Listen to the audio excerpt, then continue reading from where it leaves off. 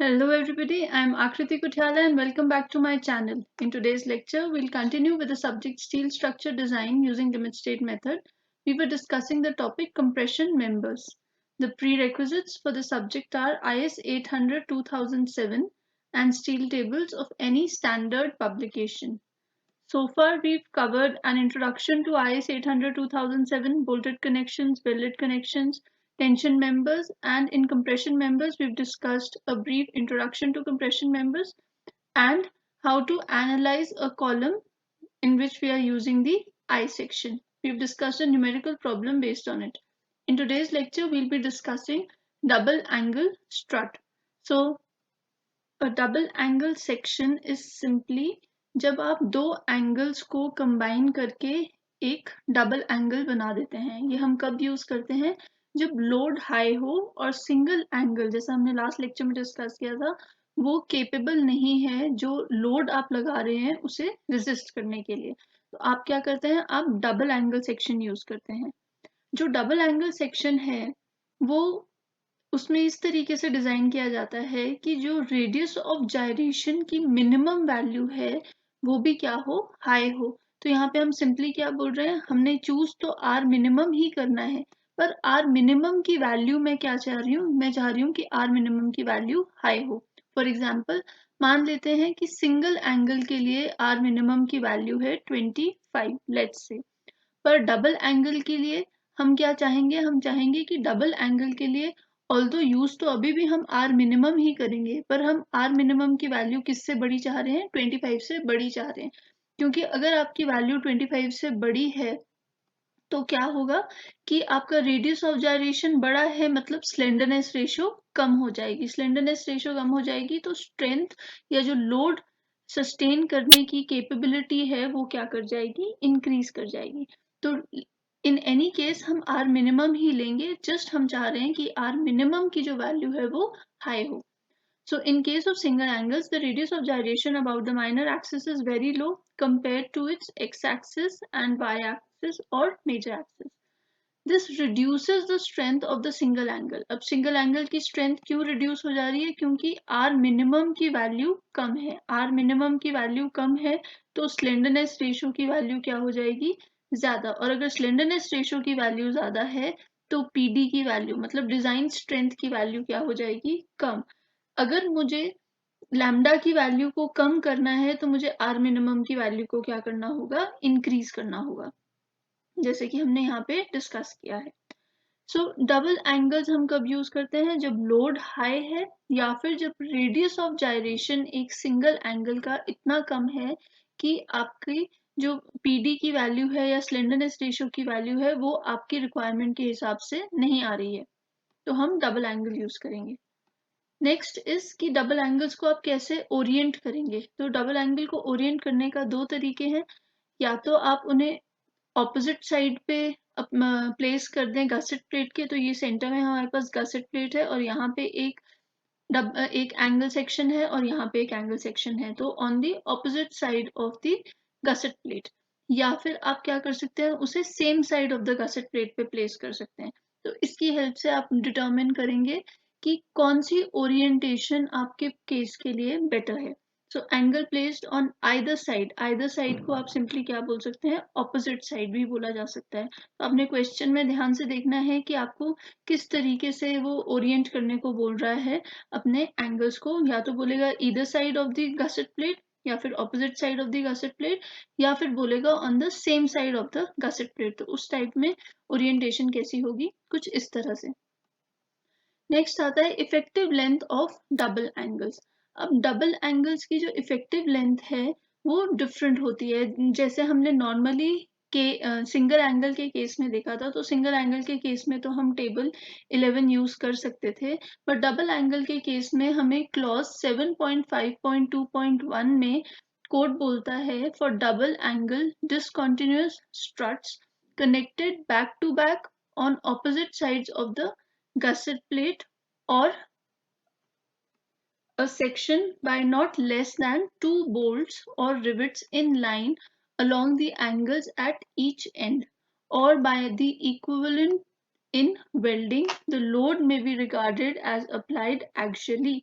तो वो क्या कह रहा है, या तो आप बैक टू बैक प्लेस करें अपने दो एंगल्स को, या और आपने उसमें मिनिमम कितने बोल्ट्स यूज करे हैं, मिनिमम 2 बोल्ट्स यूज कर रहे हैं, so not less than 2 bolts, मतलब मिनिमम कितने बोल्ट आप यूज कर रहे हैं, 2 बोल्ट यूज कर रहे हैं।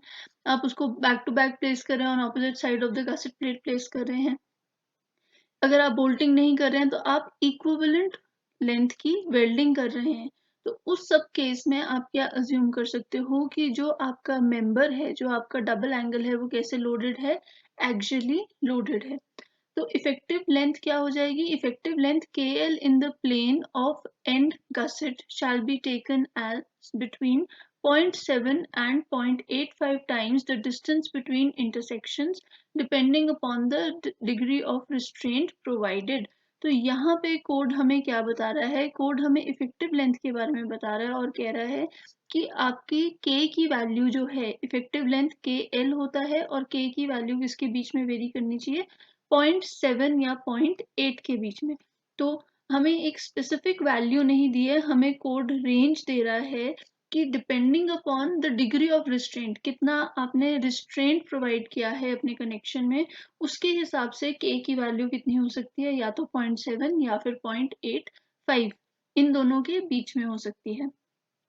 और ये क्या है, यहाँ पे जो कोड बोल रहा है, times the distance between intersection, ये डिस्टेंस बिटवीन इंटरसेक्शन सिंपली आपकी अनसपोर्टेड लेंथ L है। तो अनसपोर्टेड लेंथ को यहाँ पे कोड बोल रहा है डिस्टेंस बिटवीन इंटरसेक्शंस, और k की वैल्यू हमें दे रहा है 0.7 से लेके 0.8 के बीच में। The effective length KL in a plane perpendicular to that of the end gusset। अब यहाँ पे एक और चीज हमें नोट करनी है कि जब वो 0.7 और 0.85 की बात कर रहा है तो वो बोल रहा है in the plane of and gusset. तो in the plane of and gusset का क्या मतलब है, ये हमारी गसेट प्लेट है अगर हम इसे देखें, और आपका जो मेंबर है वो इस डायरेक्शन में, इस तरीके से आपने एंगल अप्लाई किया है। तो जो प्लेन है आपके एंगल का, वो सेम है जिस प्लेन में आपकी गसेट प्लेट एक्ट कर रही है। जैसे कि यहाँ पे इसी प्लेन में गसेट प्लेट एक्ट कर रही है, दिस इज द प्लेन, और इसी प्लेन के अंदर क्या कर रहा है आपका, ये एंगल एक्ट कर रहा है। तो इसे बोला जाएगा इन प्लेन ऑफ द गसेट। अब इन प्लेन ऑफ द गसेट के केस में तो के हमने देख लिया, अब हम देखने लगे हैं कि अगर आपका आउट ऑफ प्लेन या फिर plane perpendicular to that of the end gusset है, दूसरा केस क्या है, plane perpendicular to that of the gusset. तो उसमें क्या होगा, मान लेते हैं कि ये आपका गसेट प्लेट हमें इस तरीके से दिखाई दे रहा है, मतलब साइड व्यू में मुझे गसेट प्लेट दिखाई दे रही है, और जो आपने एंगल प्लेस किया है वो एंगल इस डायरेक्शन में है, इस तरीके से आपने अटैच कर रखा है यहाँ पे ऐसे। तो क्या होगा, यहाँ पे जो plane of the gusset plate है और जो प्लेन ऑफ द एंगल है वो परपेंडिकुलर है। यहाँ पे प्लेन ऑफ द एंगल इस तरीके से है और गसेट प्लेट का प्लेन कैसे है, अगर मैं इसे 3D इफेक्ट आपको दे के दिखाऊं तो यहाँ पे ये इस डायरेक्शन में है, ये हमारी गसेट प्लेट थी इस तरीके से, और आपका जो प्लेन है वो कौन सी डायरेक्शन में है, गसेट प्लेट का, गसेट प्लेट का प्लेन इस पर्टिकुलर डायरेक्शन में है। तो ये एंगल कितना फॉर्म हो रहा है, ये एंगल 90 डिग्री का फॉर्म हो रहा है। तो यहाँ पे बोला जा रहा है कि प्लेन जो है वो perpendicular to that of the end gusset है। उस केस के लिए आप जो KL की वैल्यू, मतलब इफेक्टिव लेंथ की वैल्यू है, shall be taken as equal to the distance between centres of intersection. तो इसका क्या मतलब है, equal to the distance between centre of intersection. इस केस में आप KL को कितना मान लेंगे, इक्वल टू 1 टाइम L या 1.0 टाइम्स L। तो आपने सिंपली क्या किया, जितनी अनसपोर्टेड लेंथ है उतनी ही लेंथ आपने मान ली आपकी इफेक्टिव लेंथ को, अगर आपका जो प्लेन है वो perpendicular to the gusset plate है। The calculated average compressive stress shall not exceed the values based on clause 7.1.2। तो हमने clause 7.1.2 देखा है जब हम कॉलम को डिजाइन कर रहे थे, और इसमें बोला गया है the angle shall be connected together over their length so as to satisfy the requirements of clause 7.8 and 10.25। तो ये कनेक्शन की बात कर रहा है। अब यहाँ पे इम्पोर्टेंट क्या है, हमने सिंगल एंगल स्ट्रट में देखा था कि अगर इसेंट्रिक लोडिंग है तो आप कैसे डिजाइन करेंगे उसको, क्लॉज 7.5.1.2 से, जहां पे हम क्या कैलकुलेट करते थे, इक्विवेलेंट लैम्डा कैलकुलेट करते थे और फिर हम क्लॉज 7.1.2 पे वापस जाते थे। पर अगर आप डबल एंगल स्ट्रट की बात करो तो हमें डायरेक्टली कौन सा क्लॉज यूज करना है, क्लॉज 7.1.2।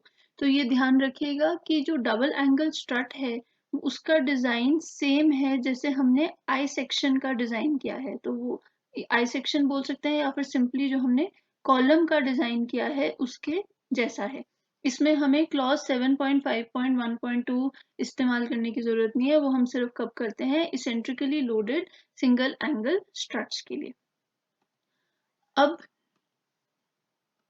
हम ये फर्स्ट केस डिस्कस करते हैं जहां पे जो प्लेन है वो in the plane of gusset plate है। तो यहाँ पे हमें एक रेंज दे रखी है कोड ने। हम डिटेल में जब इसे देखते हैं तो हम देखते हैं कि कैसे आप k की वैल्यू या इफेक्टिव लेंथ की वैल्यू ऑब्टेन कर सकते हैं। अगर आपका टाइप ऑफ जो स्ट्रट, डबल एंगल स्ट्रट आप यूज कर रहे हैं वो कॉन्टिन्यूअस है तो सिंगल और डबल एंगल वो ऑप्शनल है, आप क्या यूज करेंगे, 0.7L to 1L। अगर in the plane of gusset plate है और अगर perpendicular to the plane of gusset plate है तो सिंपली 1L यूज किया जाएगा। अगेन अगर आपका डिसकंटिन्यूअस सिंगल एंगल स्ट्रट है तो आप क्या यूज करेंगे, कनेक्टेड विद वन बोल्ट। अब यहाँ पे इंपॉर्टेंट है कितने बोल्ट्स यूज करें, हमने सिर्फ एक ही बोल्ट यूज करा है।